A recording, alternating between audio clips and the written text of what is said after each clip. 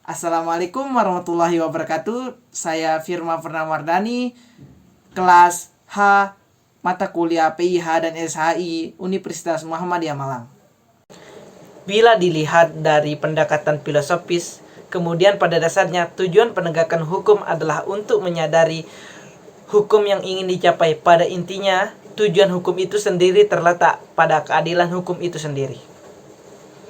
Di sini saya akan membahas tentang kasus yang mungkin kalian semua udah tahu, tentang kasus Gaga Muhammad yang lagi trending pada saat ini, yang dituntut oleh penuntut umum sesuai dengan pasal 310 ayat 3 Undang-Undang tentang Lalu Lintas dan Angkutan Jalan, yang setiap orang mengemudikan kendaraan bermotor yang karena kelalaiannya mengakibatkan kecelakaan lalu lintas dengan korban luka berat sebagaimana dimaksud dalam pasal 229 ayat 4 dipidana dengan pidana penjara paling lama 5 tahun dan atau denda paling banyak 10 juta rupiah.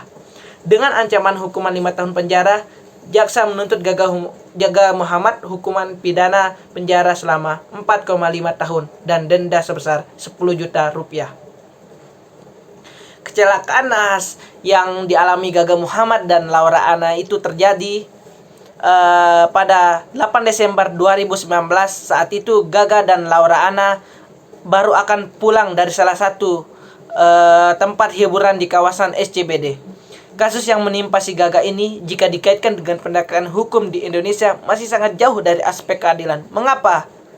Ya karena menurut saya keadilan di Indonesia yang dijatuhkan atau diponiskan kepada Gaga tidak sebanding dengan apa yang telah terjadi kepada Laura Anna.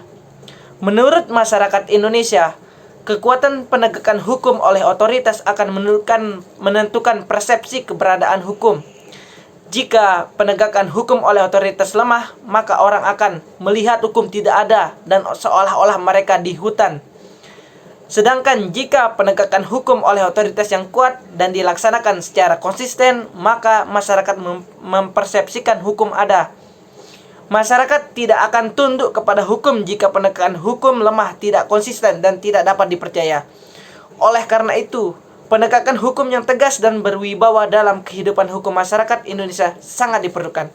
Sekian dari saya. Wabillahi taufiq wal hidayah. Wassalamualaikum warahmatullahi wabarakatuh.